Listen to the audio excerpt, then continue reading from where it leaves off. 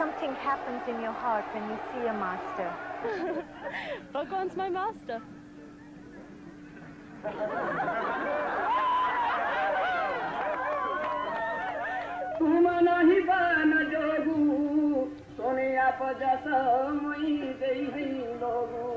हाथ जोड़ करके दबदबाई आंखों से राम जी की ओर निहारते हुए कहा नाथ एक बार।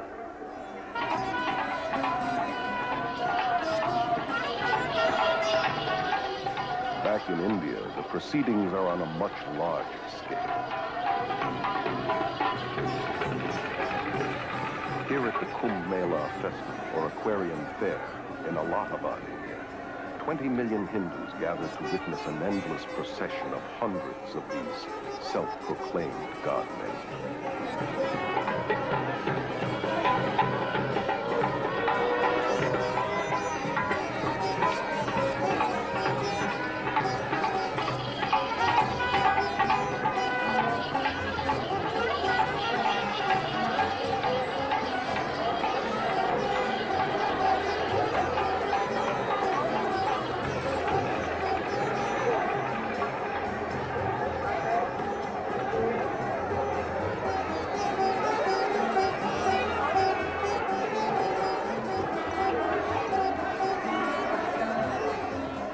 Even the dirt beneath these gurus' feet is an aid to the disciple in his quest for salvation.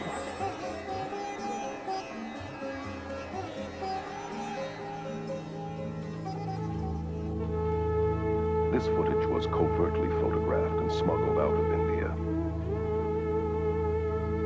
Naked priests are considered to be the holiest and most dedicated of guru disciples. Many cover their bodies with cremation ashes and dirt and mat cow dung into their hair.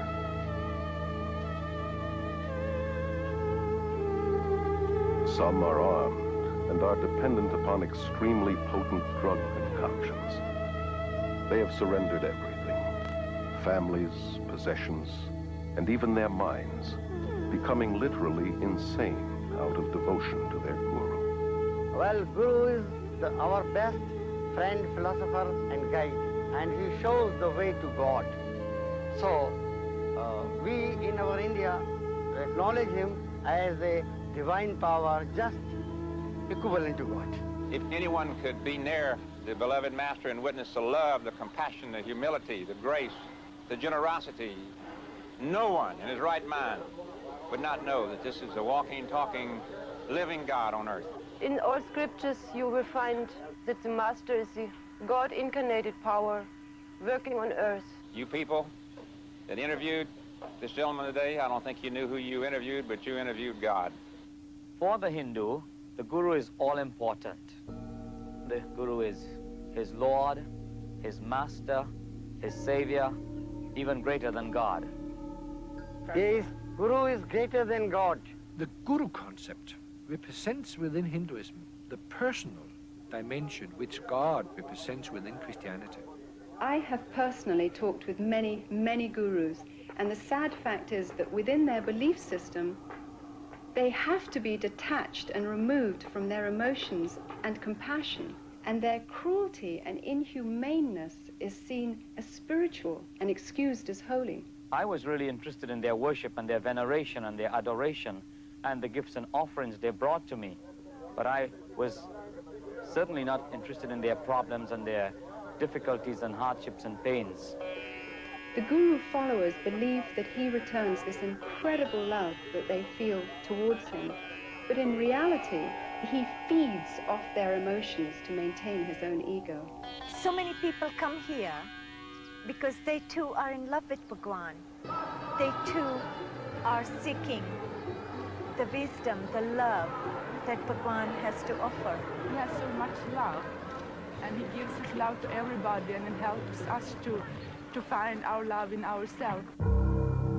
The followers of Jim Jones, leader of the People's Temple, were convinced that their relationship was built on love.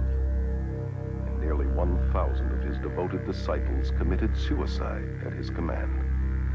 It was their final gift of total surrender to the leader they loved.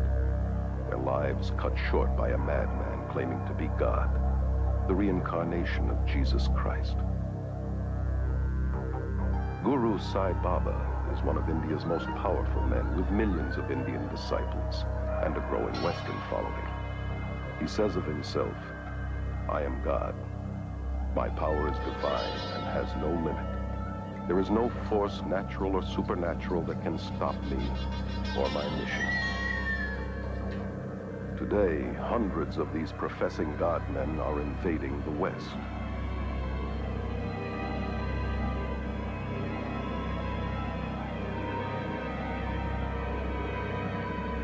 Is there any need for alarm? Or should we continue to welcome these gods of the New Age?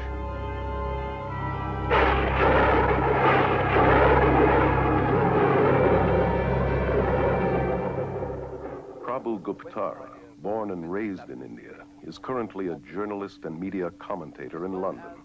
Gurus are going to the West because of two reasons. First, of course, they want to convert people.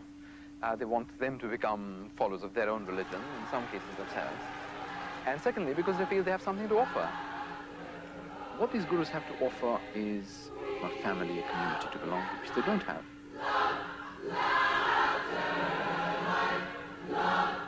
Thousands of seekers, most of them from broken or unstable families, and already emotionally wounded, are becoming victims of the gurus.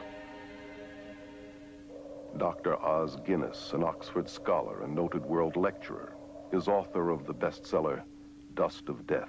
One of the deepest longings in the modern world is for a sense of meaning and belonging, sense in their lives and sort of stability in their worlds.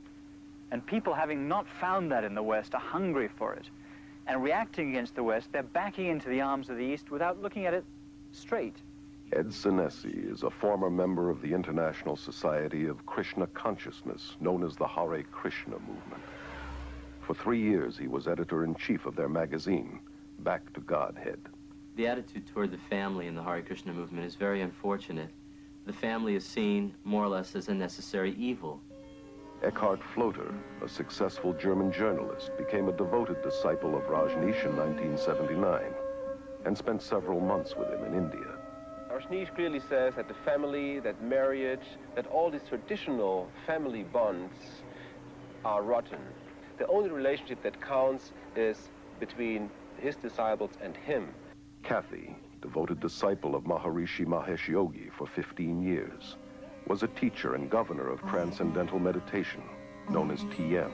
I thought Tim was strengthening my family, but it was really weakening it, because I was turning all my attention in on myself.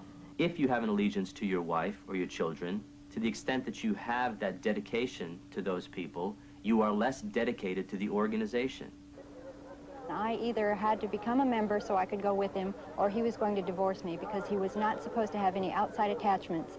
He said it wasn't that he didn't love me anymore, and in fact he still loved me very much. It's just that I was only human and Bhagwan was superhuman, and therefore he was more deserving of my husband's love than I was. How many of these people loved their neighbor, their family, in this totally giving way? Alexandra Schmidt is one of France's leading experts on new religious movements. How many have been so blind to all the negative aspects of a person they loved as to that of the guru? Ellen is a spokeswoman for the Brahma Kumaris Raja Yoga organization, which is completely administered by women who control 800 centers in 40 countries. Our organization has the practice